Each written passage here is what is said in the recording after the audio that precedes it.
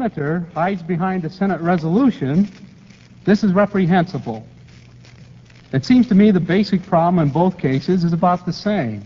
Some people do not want to answer questions in somebody else's forum. I was wondering what really distinguishes these two cases. Why one is apparently quite appropriate and the other quite reprehensible. Putting aside this one little legal question, however, let me go on to the economics of it.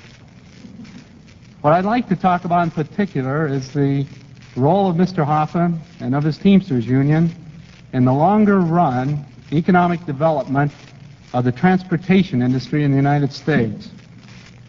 At the moment, as Mr. Hoffa pointed out himself, the transportation industry is undergoing some rather dramatic changes. The most dramatic of these changes are associated with the term piggybacking or containerization. The essence of this change, of this revolution, so to speak, in transportation technology, is that greater efficiency is achieved by increasing the specialization of the different modes of transportation. Specifically, railroads become more involved or increase their participation in what they can do most efficiently, the long-haul, intercity, line-haul type of freight activity. On the other hand, the trucks become more specialized in the terminal operations, the origination and termination of shipments, and supplant many railroad activities there because they can do this part of the operation more efficiently. This goes on into many specialized ramifications. It implies many things. For example, a reduction in the number of railroad yards, an increase in the amount of trucking and intra-city activities, a reduction in the number of railroad sidings, a reduction probably in the number of local way freights operated by the railroads. Now, this poses problems and has posed problems for the Teamsters Union. For one thing, as you see, there's a trading of jobs here, an increase in rail jobs in long haul over the long distance transportation, and a decrease in railroad jobs in local intracity activities. Conversely, there would be an increase under this rationalization of the transportation system of trucking jobs within cities, but a decrease in their over-the-road activities. Now, this poses at least one problem for the Teamsters Union, I suspect, because at last count, over-the-road haulage tended to be a source of some of the better job opportunities within the Teamsters Union. Probably in reflection of this fact, the Teamsters Union policy until now has been one of antagonism to the expansion of piggybacking and containerization. This antagonism has expressed itself in various forms in various regional conferences. It varies from one part of the country to another, but one thing that tends to be consistent is the $5 fee, which was alluded to. There are other rules, like here in New England, where piggybacking is restricted to the overflow of regular trucking activities. Now, with this as background, I'd like to pose a number of questions with reference to these technological developments. The first is, have the Teamsters as an organization attempted to make any careful, rational evaluation of the net effect upon their job opportunities of these prospective changes? Put it another way, do they know whether the net result might mean more or fewer Teamster jobs? I must admit that I do not know. It is a difficult calculation. It would take a good deal of research to be absolutely certain. As a second set of questions, I would like to know how the Teamsters propose coping with the problem in the future. Let us forget about the past, where we've had some false starts. But what will the future hold? Will they continue to follow policies of obstruction in order to prevent these changes, which would increase the efficiency of the transportation system and thereby of the economy in general? In this context, let me point out again that it doesn't strike me as totally relevant, Mr. Hoffa's point, that it was a free decision of the truckers that led to their selection of the $5 fee on piggyback trailers in place of the 50-cent general fee. It would appear to me that there are other parties involved in such decisions, in this case possibly the consuming public, to whom these higher transportation charges would eventually be passed. Specifically, therefore, it does not strike me as entirely irrelevant that some state legislatures have chosen to record themselves on this issue. There are many ways, of course, that this problem could be met by the Teamsters. They could attempt to work out a rational process of adaptation to the changes, perhaps using the proceeds of the piggyback trailer levies to help with the adjustment process. It would be interesting if this would be the chosen course. And in particular, it would raise some very interesting administrative problems within the union and within the transportation industry in general. Let me point out here, in all fairness, that the Teamster Union's record with respect to technological change within its own trucking industry has been excellent. It has not been typified by obstruction.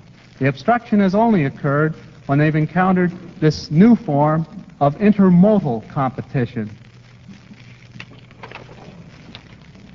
Finally, it's interesting to speculate about what these new changes might mean to some other policies, historically longer-lived policies of the Teamsters Union. For example, the Teamsters have historically sponsored a policy of trying to consolidate the small companies in the trucking industry into a fewer number of larger, financially stronger companies.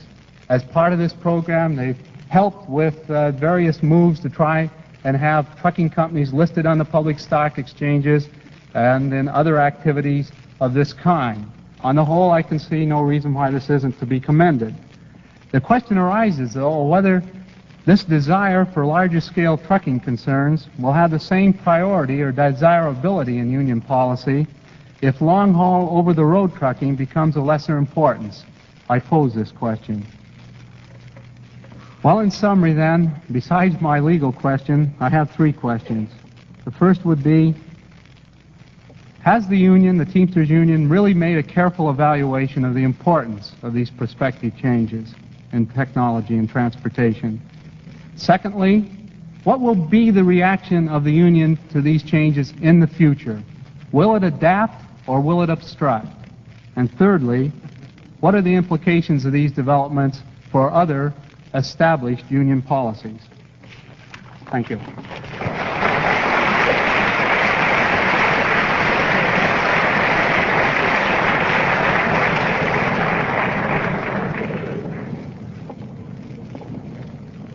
Thank you, Professor Meyer. Our second and last panelist this evening, I'm sure, needs no extended introduction.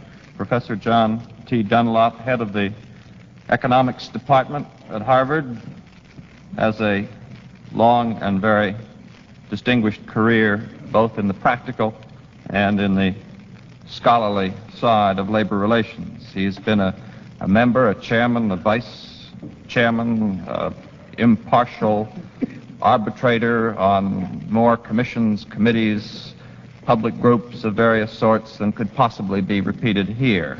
I might only point out, perhaps, among the more recent activities that he's had of a practical nature, that he was served as a member of the Presidential Commission on the Railroads, which recently rendered its report to the White House on working conditions in the railroad industry.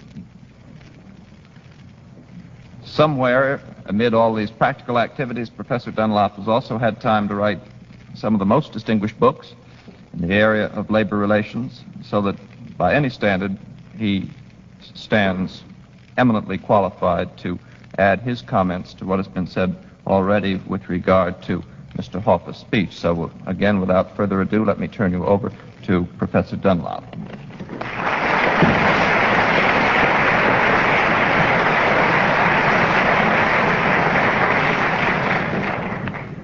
Thank you, Derek.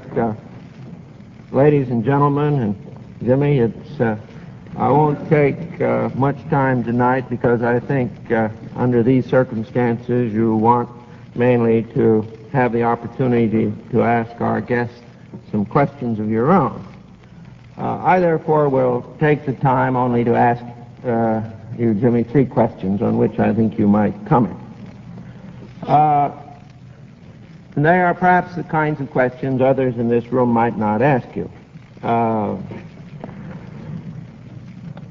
rather interested in your comment on this question. Some years ago, Mr. Beck, when he was the president of the Teamsters Union, spoke before the Central States Conference of Teamsters, in fact, precisely on April 26, 1954. And in that session, he described,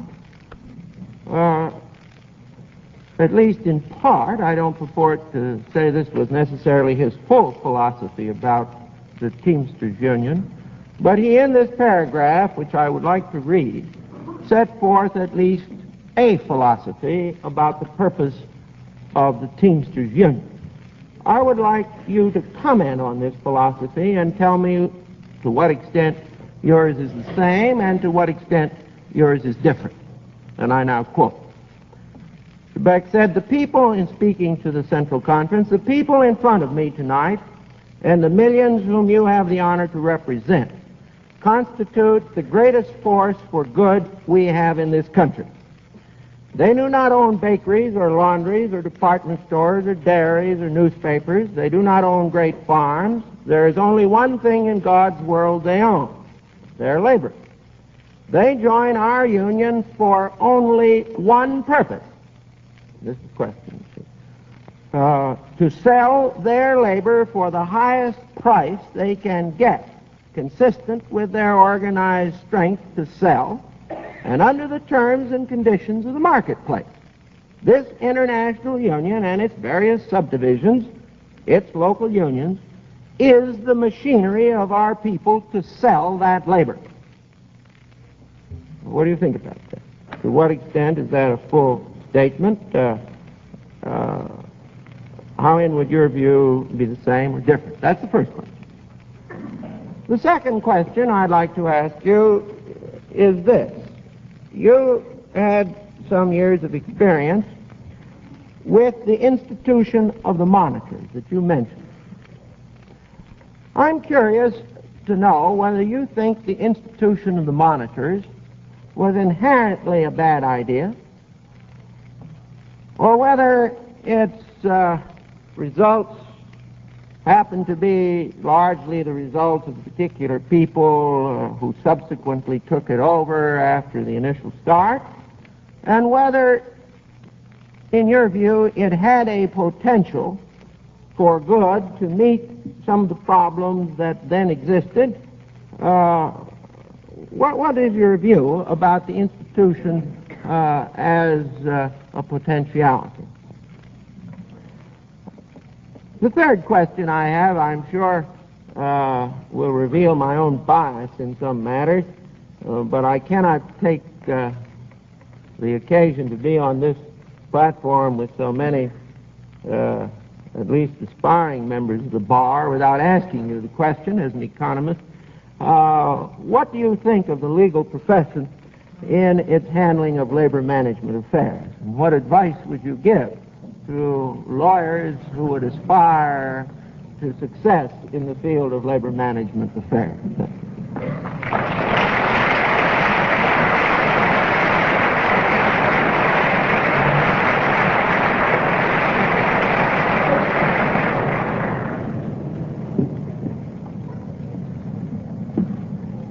As Professor Dunlop indicated, we do hope to have a question period with questions from the audience. But before that takes place, it does seem to me that we should certainly give Mr. Hoffa an opportunity to reply to the various questions that have been posed to him by the panelists. Before he does so, I might just take one moment to give a word of explanation about this idea of monitors, which was introduced both by Mr. Hoffa and by Professor Dunlop. I just want to point out for those of you who may not be familiar with that term, that what is meant by the monitors is a group of 3 men, one appointed by the Teamsters, one appointed by a group of people who brought suit against the Teamsters, and the third an impartial person. who were appointed under court auspices to investigate the Teamsters and to make recommendations having to do with a number of internal matters with respect to the Teamsters Union, having to do with such things as bylaws for locals, election procedures, accounting techniques, and other devices of the internal management of the union.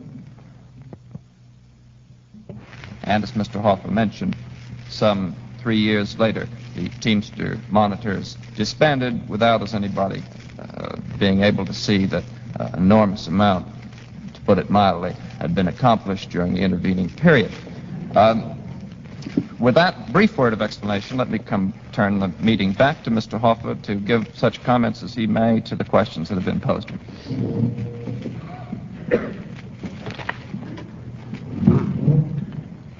First of all, I would like to say that in response to the Fifth Amendment,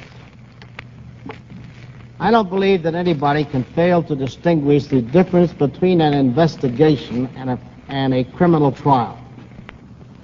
An investigation is for exploratory purposes of passing legislation to correct issues that are currently in front of Congress.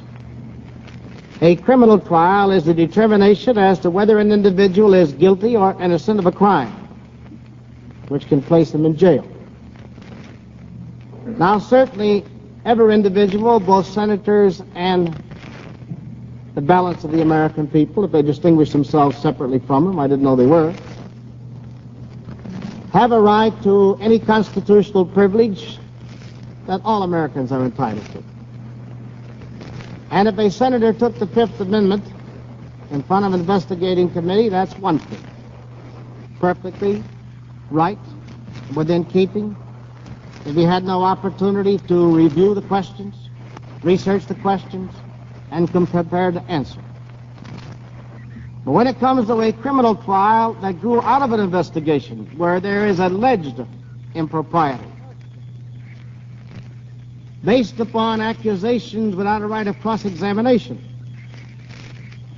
without the right to investigate the documents that brought the charge, senators do not have a right. When they used illegal methods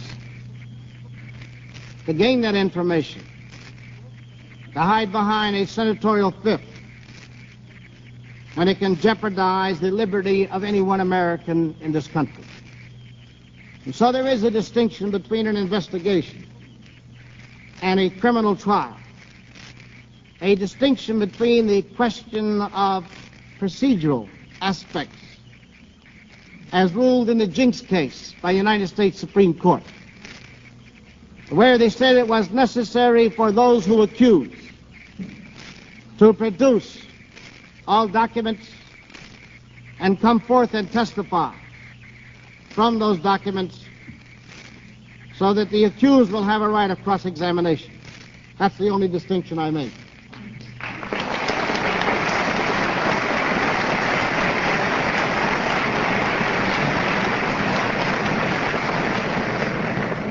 Now, so far as the question of piggyback is concerned, again, I must say that this is not a new situation.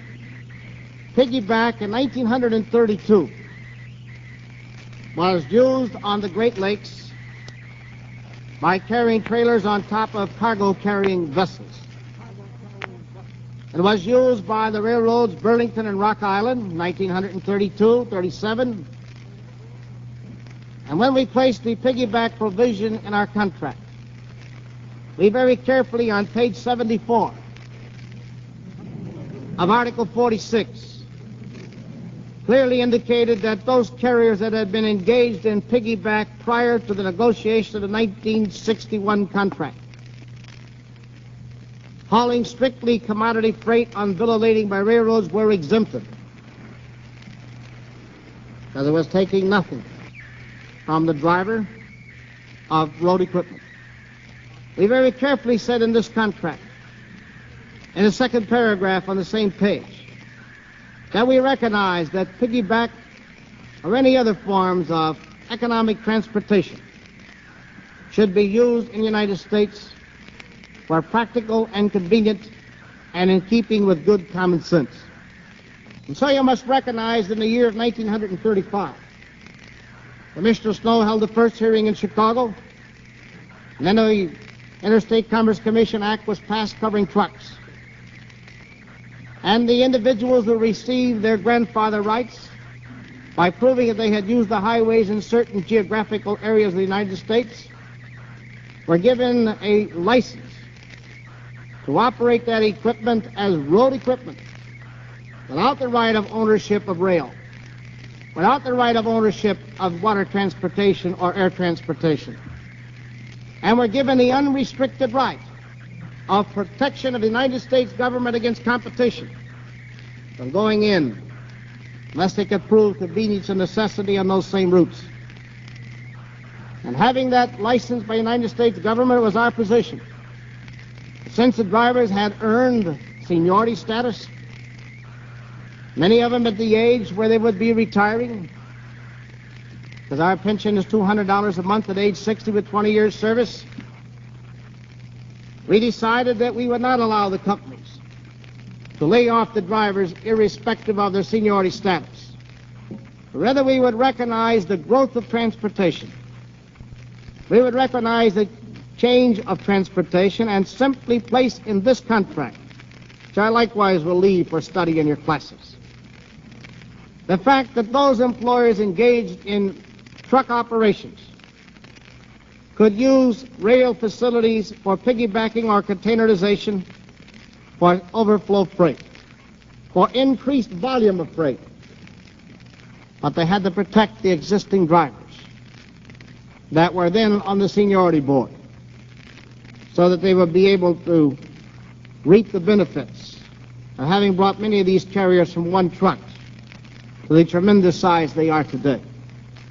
Employers recognized it, agreed to it, and some legislator who never drove a truck trying to take it away from them. You talk about the question of taking money from the carriers, as Harry Bridges did on the Longshore, where they were set aside millions of dollars on a 400-weight basis to be able to pay the displaced workers.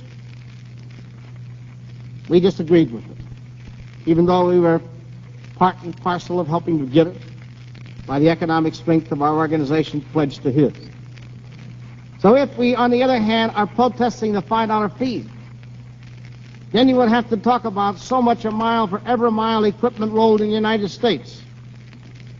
If you were going to leave the unrestricted right to the employer to decide when and how he is going to use technological increased productivity by piggyback containerization, which would create a greater cost than what we're trying to put into the industry, and which would be a perpetuation of never-ending cost. Our formula takes care of the question of increased tonnage and only restricts the cost factor to the loads that displace currently employed drivers, recognizing there will come a day, in my opinion, many disagree with them, truck lines will own their own roads. You will find alongside the superhighways of America, running both directions, strips of concrete, owned and controlled as private property of the trucking industry.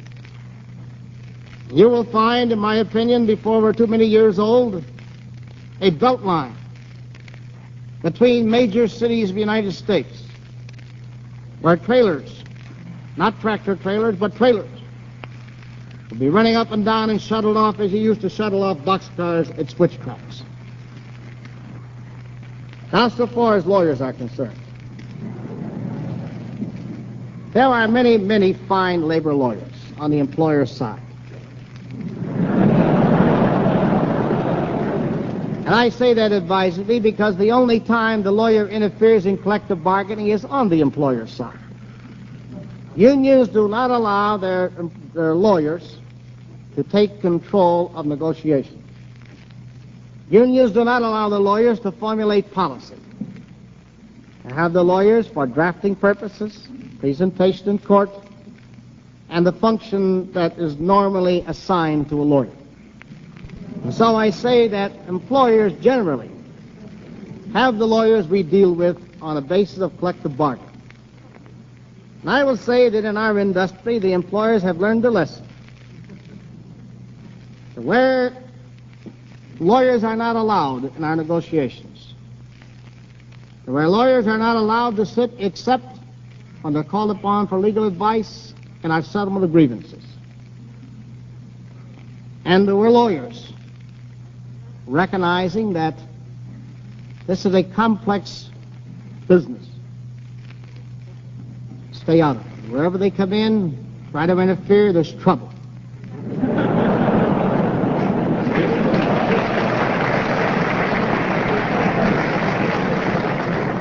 No lawyers, and I say this for the consumption of one I talked to tonight who tried to get me to settle a strike for him.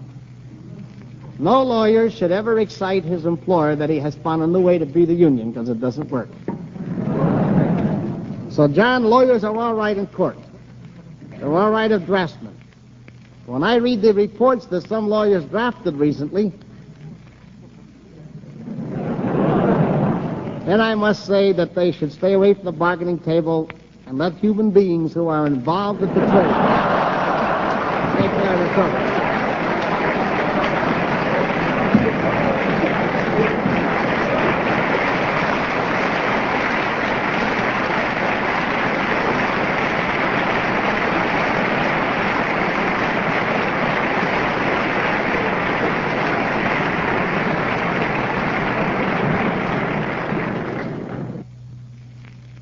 You've been listening to recorded highlights of the Harvard Law School Forum. Tonight's topic was area contracts and the Teamsters, and the guest speaker was James Hoffa, president of the International Brotherhood of Teamsters.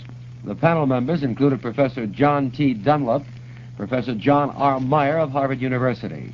The moderator was Professor Derek Bach. The Harvard Law School Forum has been a presentation of WHDH Radio News and Public Affairs.